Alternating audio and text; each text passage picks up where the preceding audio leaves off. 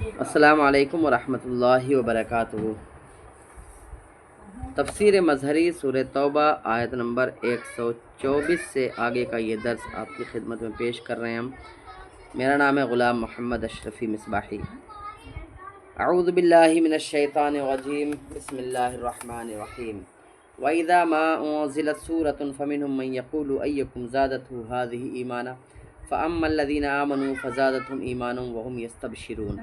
और जब कभी नाजिल होती है कोई सूरा तो बाज़ उनमें से वो हैं जो शरारतन कहते हैं कि किसका तुम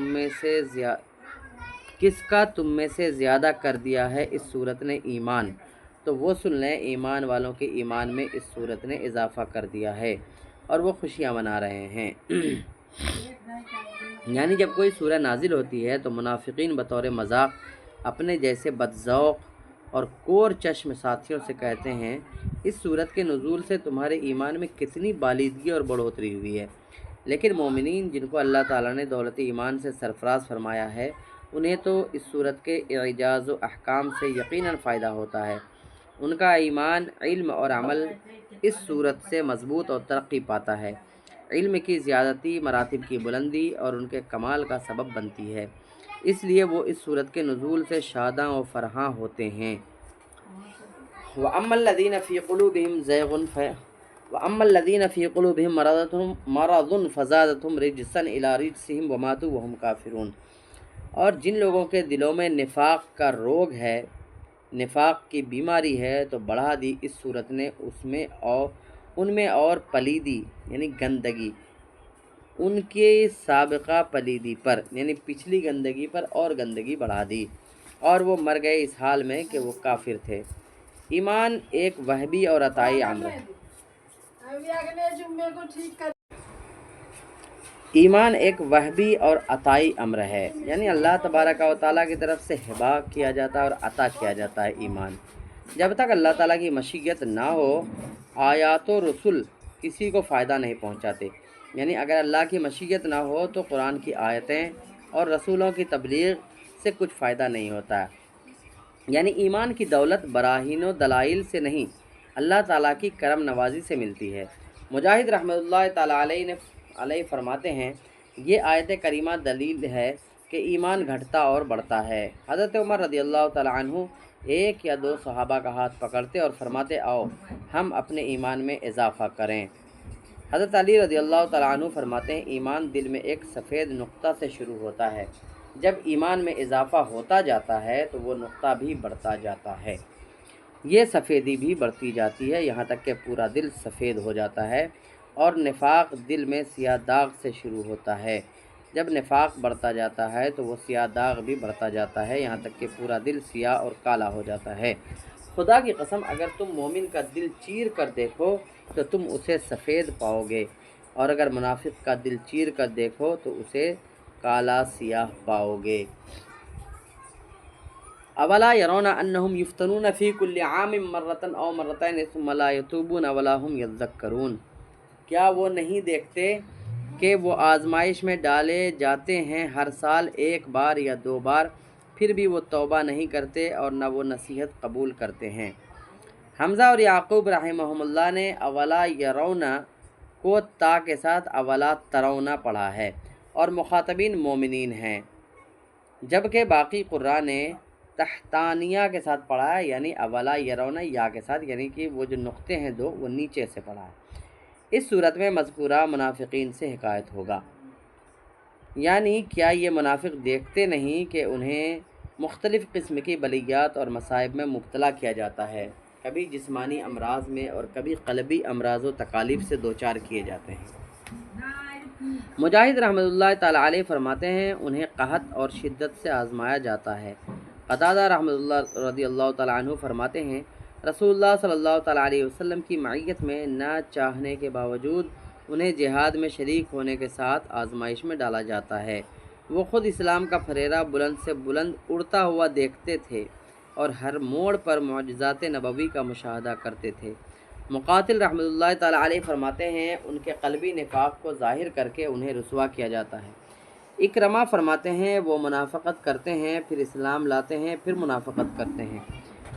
یمان فرماتے ہیں اس کا مطلب ہے کہ وہ اپنے کیے ہوئے وعدے کو توڑتے ہیں اور پھر عہد شکنی کے جرم سے اسلام کے خلاف سازشوں کے گناہ سے توبہ نہیں کرتے اور اس نفاق سے توبہ نہیں کرتے جو ان کو ایسی مصیبتوں اور رسوائیوں سے دوچار کرتا ہے۔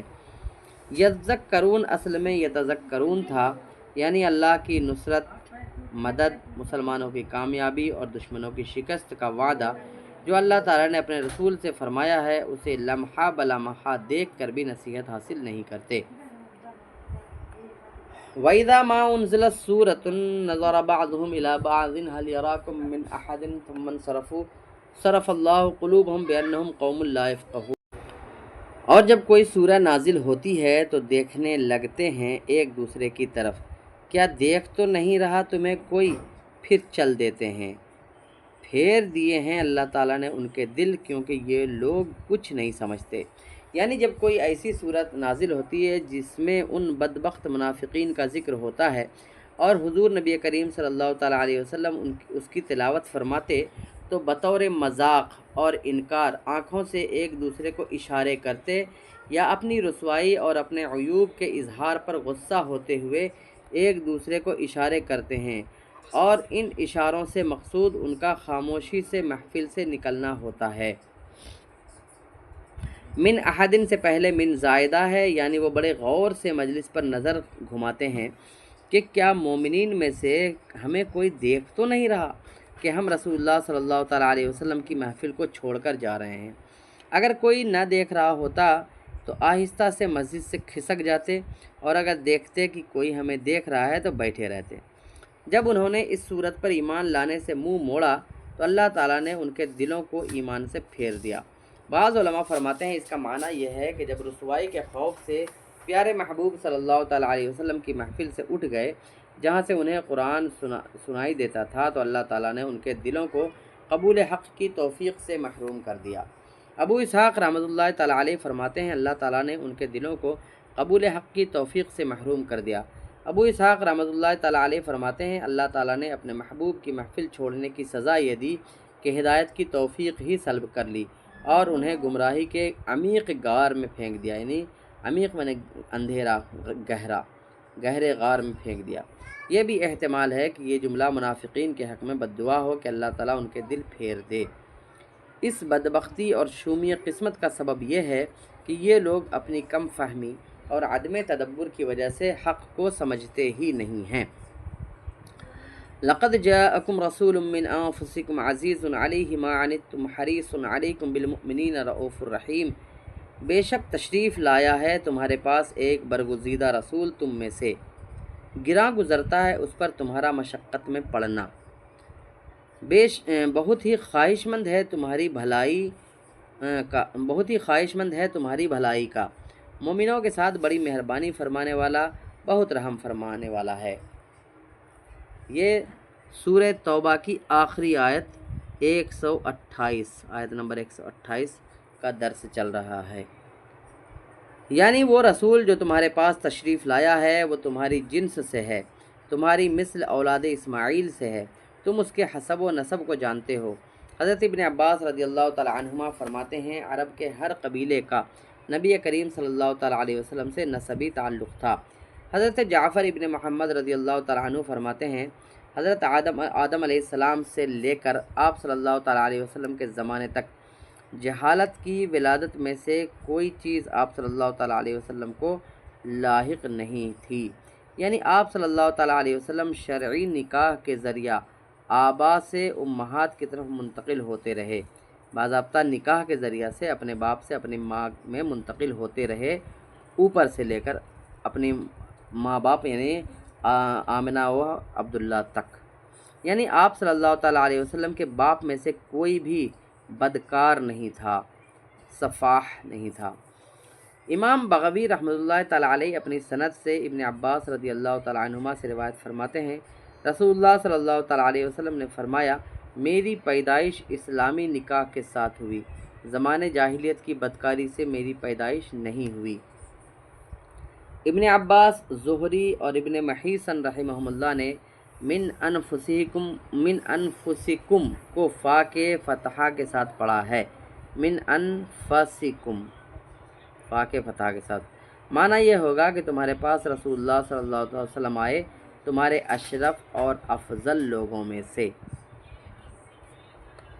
تمہارا کسی مصیبت و مشقت میں مبتلا ہونا اسے بہت گراں گزرتا ہے۔ اس معنی کے اعتبار سے بقول بعض ما زائدہ ہے۔ قطیبی رحمۃ اللہ تعالیٰ علیہ فرماتے ہیں ما مصدریہ ہے۔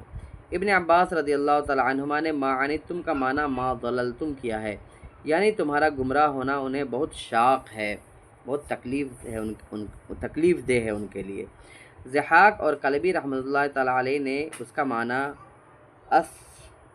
اسمستم فرم کیا ہے،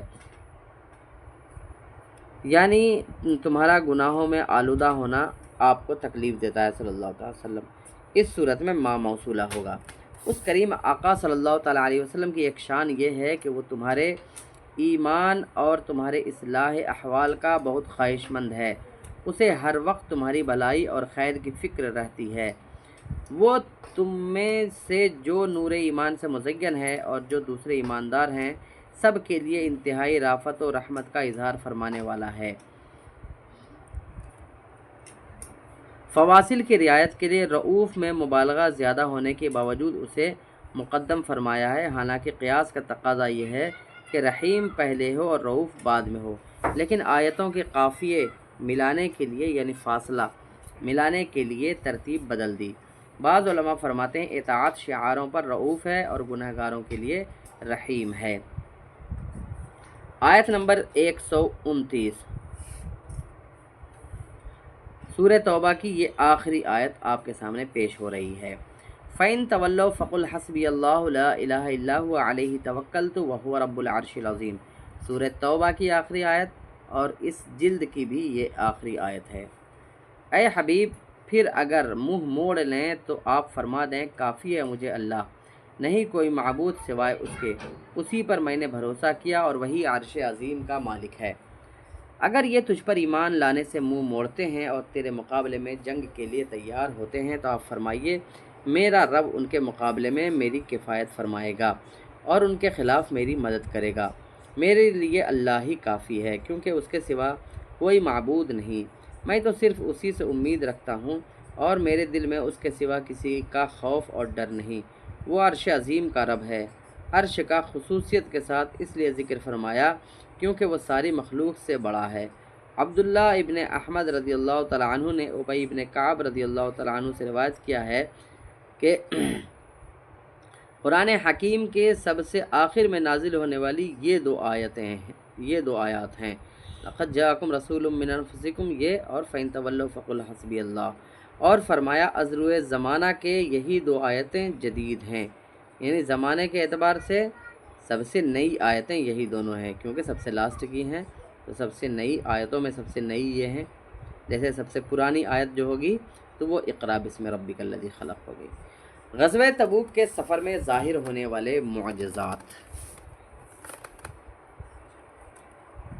انشاءاللہ تعالی اس کو ہم اگلی قسط میں سماعت کریں گے، کیونکہ تھوڑا لمبا ہے، 10-12 پیج کا ہے، تو اس کو الگ ایک قسط میں ہم بنائیں گے۔ السلام علیکم ورحمۃ اللہ وبرکاتہ۔